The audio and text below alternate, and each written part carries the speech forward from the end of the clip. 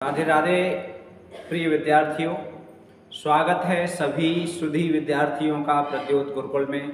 मैं हूं पीके सर और आज फिर से एक नई वीडियो में आपके समक्ष उपस्थित हूं।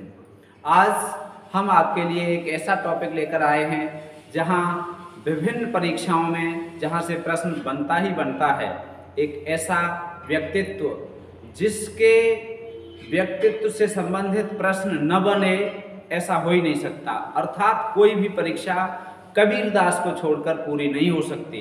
कबीरदास हिंदी साहित्य के महाकवि हैं। इन्होंने कोई महाकाव्य नहीं लिखा, फिर भी महाकवि हैं। तो ऐसे महाकवि जो बिना महाकाव्य लिखे महाकवि हुए, आज उन्हीं पर बात करते हैं। आज उनसे संबंधित कथन पढ़ेंगे।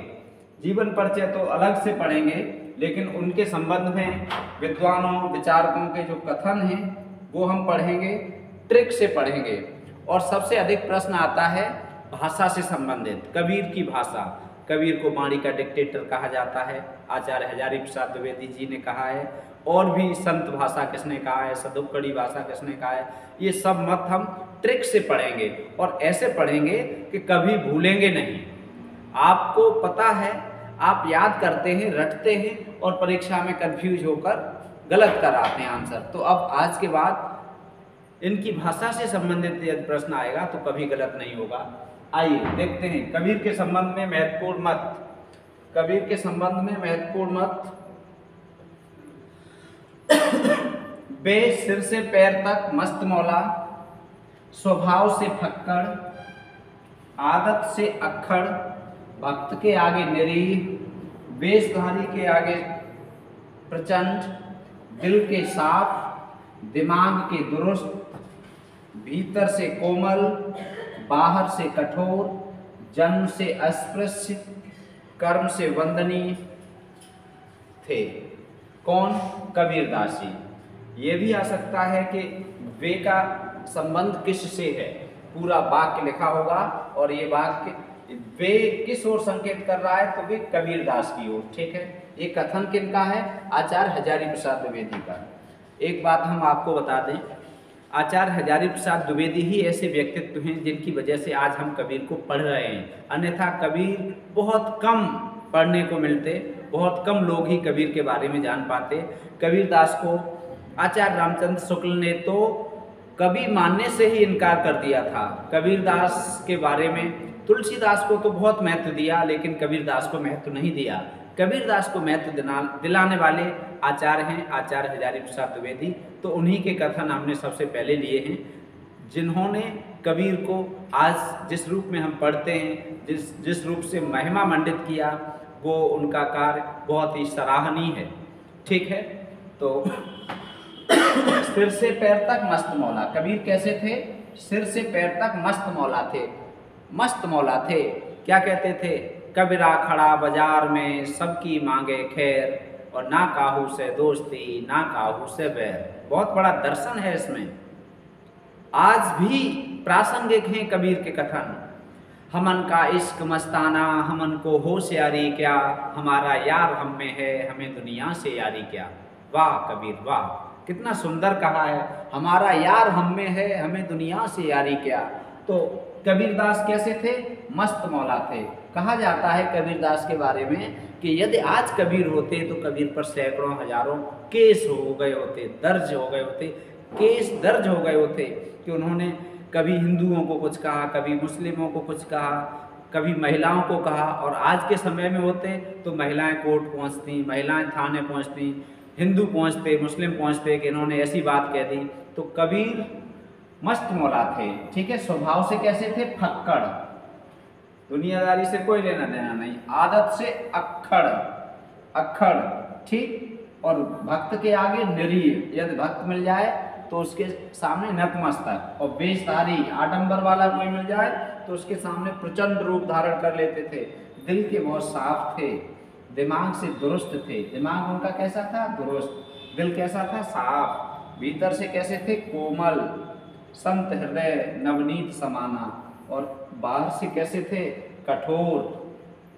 ठीक है, जन्म से अस्पृश्य, जन्म जुलाहा के यहाँ माना जाता है, तो अस्पृश्य और कर्म से वंदनीय, कर्म उनके ऐसे हैं वंदना करने योग्य। ये कथन है आचार्य हजारी प्रसाद द्विवेदी का। ठीक है, बहुत महत्वपूर्ण कथन है, आपको याद हो गया होगा।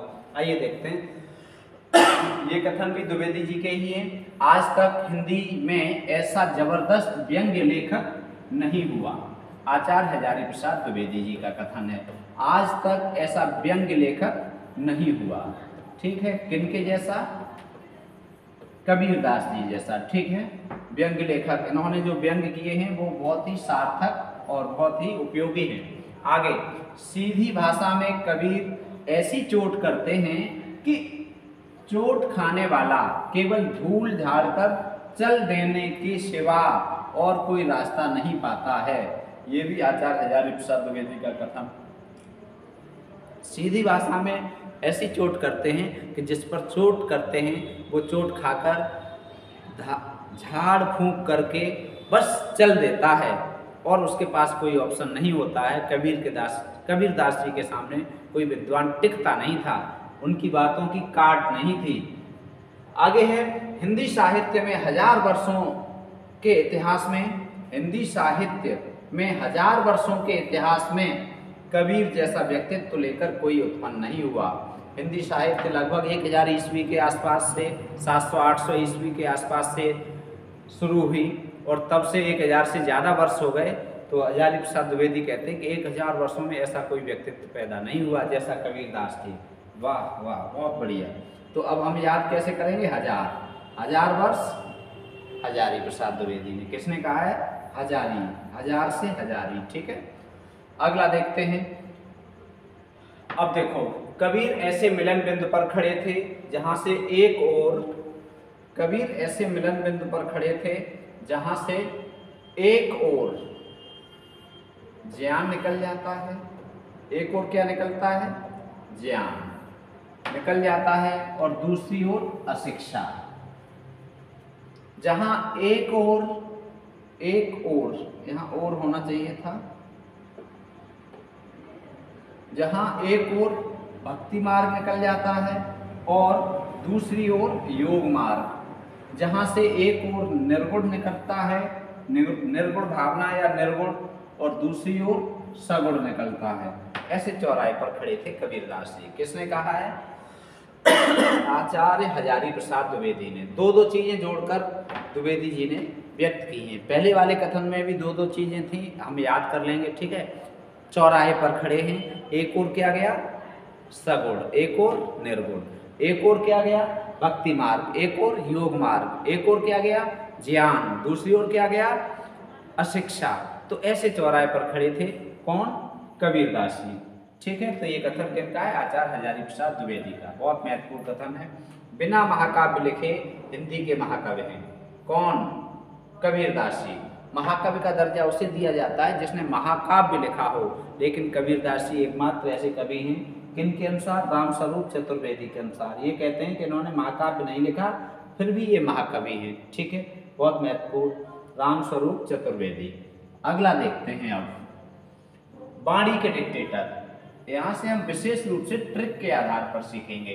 वाणी के डिक्टेटर, वाणी के डिक्टेटर, डिक्टेटर का मतलब होता है तानाशाह। डिक्टेटर का अर्थ क्या होता है?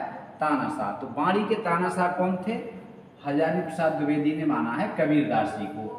ठीक है, मतलब अपनी बात को जैसे चाहे तैसे, यदि भाषा नहीं काम कर रही तो भाषा को तोड़ मरोड़ के प्रस्तुत कर देते थे, लेकिन भाषा उनके सामने निरीह थी। तो वाणी के डिक्टेटर किसने कहा है? हजारी प्रसाद द्विवेदी ने। अब कैसे याद करेंगे? जो हजारी होगा वही तो डिक्टेटर हो पाएगा। जो हजारी होगा तो हम इस तरह से याद करेंगे। ठीक है, हजारी होगा वही डिक्टेटर बन पाएगा। ठीक, तो वाणी का डिक्टेटर, वैसे ये बच्चे को याद रहता है। अगला है सधुक्कड़ी भाषा। कबीरदास की भाषा सधुक्कड़ी थी। किसने कहा है? आचार्य रामचंद्र शुक्ल ने। किसने कहा है? आचार्य रामचंद्र शुक्ल ने। तो राम कैसे थे? साधु थे, संत थे। ठीक है, बहुत साधु थे। बहुत साधु का मतलब क्या होता है? जिसका मन पवित्र हो, जिसके कार्य अच्छे हों, तो साधु थे। कौन? राम। तो सधुक्कड़ी भाषा किसने? रामचंद्र शुक्ल ने। ठीक है, किसने कही है सधुक्कड़ी भाषा? रामचंद्र शुक्ल ने। अगला है पंचमेल खिचड़ी। पंचमेल खिचड़ी, इनकी भाषा को किसने कहा है? श्याम सुंदर दास ने। श्याम सुंदर श्री कृष्ण, श्याम सुंदर श्री कृष्ण। श्री कृष्ण को हम क्या करते हैं, पंचामृत भोग लगाते हैं। तो क्या है, पंचमेल खिचड़ी। और श्री कृष्ण ने खिचड़ी कहाँ खाई थी, जाके विदुर जी के घर। विदुर जी के घर श्याम सुंदर ने क्या खाया था, खिचड़ी। विदुर जी के घर क्या खाया था, साग। साग खाया, खिचड़ी खाई, ठीक है। 56 प्रकार के भोग त्याग दिए थे दुर्योधन के। तो ये हम याद रखेंगे, श्याम ने कहाँ खिचड़ी खाई, विदुर जी के घर। तो पंचमेल खिचड़ी से हम याद रखेंगे श्याम सुंदर दास ने कहा है। अगला है संत भाषा। संत में बच्चन। बच्चे और संत एक जैसे होते हैं। बच्चे और संत कैसे होते हैं, एक जैसे। संत उच्च कोटि के होते हैं, उनका हृदय पवित्र होता है। बच्चे भी, जब बच्चे छोटे होते हैं तो वो सुख दुख, अपना पराया किसी को नहीं मानते, कौन अपना है कौन पराया है, सबको एक समान समझते हैं बच्चे। वैसे ही संत भी सबको एक जैसा समझते हैं, ठीक है।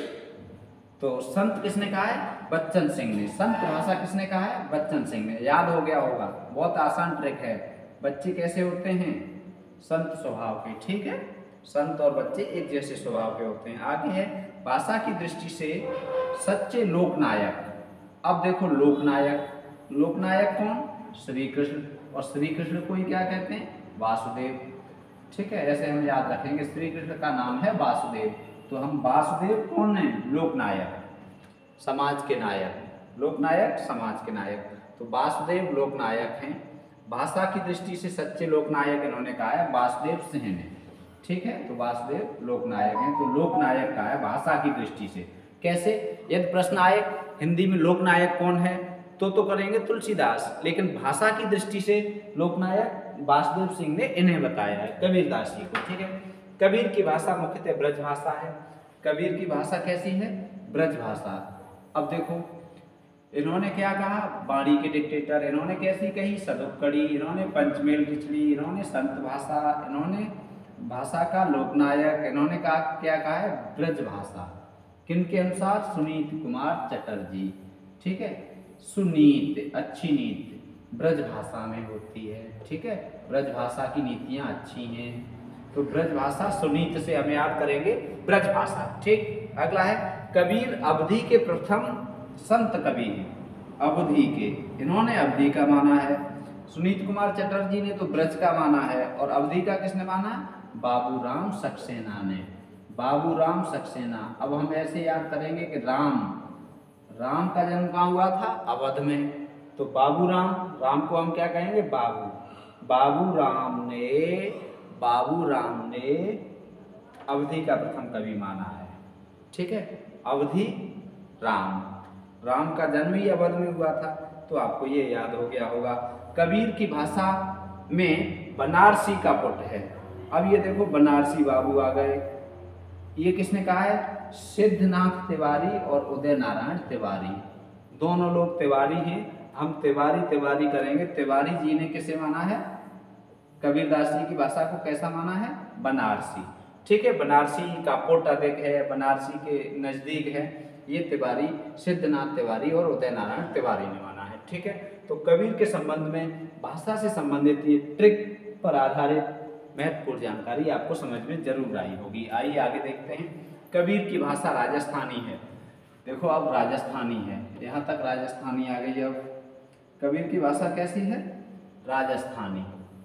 कबीर की भाषा राजस्थानी है एवं कबीर को वैसे ही राजस्थानी कवि कहा जा सकता है जैसे ढोला मारू के कर्ता को। ढोला मारू के कर्ता को जैसे राजस्थानी कवि कहा जा सकता है, तो हम सूर्यकरण पारीक, इनका है सूर्यकरण पारीक, ठीक है। राजस्थान वाले राजस्थानी कवि मानते हैं इन्हें कि इनकी भाषा राजस्थानी है, ठीक है। भाषा कैसी मानी है, सूर्यकरण पारीक ने राजस्थानी, ठीक। अगला है हिंदी भक्ति काव्य का प्रथम क्रांतिकारी पुरस्कर्ता। वेरी वेरी इंपॉर्टेंट है, बहुत आता है। हिंदी भक्ति काव्य का प्रथम क्रांतिकारी पुरस्कर्ता कबीर है, बच्चन सिंह ने, ठीक है। क्रांतिकारी पुरस्कर्ता कहा है, वेरी वेरी इंपॉर्टेंट। अगला है जैसा कबीर का जीवन संसार से ऊपर उठा था वैसा ही उनका काव्य भी साधारण कोटि से ऊंचा उठा है, ठीक है। श्याम सुंदर दास, ठीक है। साधारण कोटि से ऊपर कौन थे? श्याम। साधारण कोटि से ऊपर श्याम थे, तो हम इन्हें श्याम सुंदर दास याद रखेंगे। आइए आगे देखते हैं। भाषा बहुत परिष्कृत और परिमार्जित न होने पर भी कबीर की उक्तियों में कहीं कहीं विलक्षण प्रभाव और चमत्कार है। देखो, भाषा बहुत अधिक परिष्कृत नहीं है और बहुत अधिक परिमार्जित नहीं है। इसका मतलब क्या है? इसका मतलब यही है, एक तरह से आलोचना है कबीरदास जी की। और कौन है ये? आचार्य शुक्ल जी। आचार्य शुक्ल जी कह रहे हैं कि भाषा भी परिमार्जित नहीं है, भाषा परिष्कृत भी नहीं है और कबीर की उक्तियां हैं, फिर भी कहीं कहीं विलक्षण प्रभाव और चमत्कार दे रही है। ठीक है, तो ये काय का है? किनका है? शुक्ल जी का। कबीर ने अपनी झाड़ फटकार के द्वारा हिंदुओं और मुसलमानों का कट्टरपन दूर करने का जो प्रयास किया, वह अधिकतर चिढ़ाने वाला सिद्ध हुआ, हृदय का स्पर्श करने वाला नहीं। ठीक है, ये भी शुक्ल जी का कथन है। ये कहते हैं कबीर ने हिंदुओं को और मुसलमानों को जो फटकार लगाई, वो हृदय तक नहीं पहुंची, वो सबको बुरी लगी। तो कड़वी बात तो सबको बुरी लगती ही है, तो कबीरदास जब कड़वा बोलते हैं तो फिर कोई कड़वी बात होगी, सत्य बात होगी तो सबको बुरी लगेगी। ठीक है, काकर पाथर जोड़ के मस्जिद लई चुनाए, ता चढ़ मुल्ला बांग दे का बहरा हुआ खुदाए। हिंदुओं को भी कहते हैं, मुस्लिमों को भी कहते हैं, सबको फटकारते हैं। तो ऐसे कबीरदास के जीवन से संबंधित विभिन्न आलोचकों के कहे हुए अति महत्वपूर्ण कथन हमने आपको आज बताए, और ये वीडियो आपको जरूर पसंद आई होगी। और यदि आपको ये वीडियो पसंद आई है तो आप कमेंट करके अवश्य बताएं। चैनल पर पहली बार आए हैं तो चैनल को सब्सक्राइब करें, लोगों के साथ, दोस्तों के साथ शेयर करें, लाइक करें, और हमारे द्वारा किए जा रहे कार्य को अपने एक लाइक और अपने एक शेयर के द्वारा, अपने एक कमेंट के द्वारा हमारे उत्साह को बढ़ाएं। और आपके लिए एक प्रश्न है, आपको बताना है कबीर कपोत भी, कबीर बाज भी, कबीर बाज भी, कपोत भी, पपीहा भी।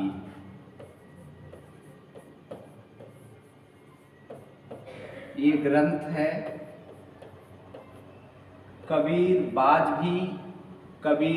भी, कपोत भी, पपीहा भी। इस ग्रंथ के रचनाकार आपको बताने हैं।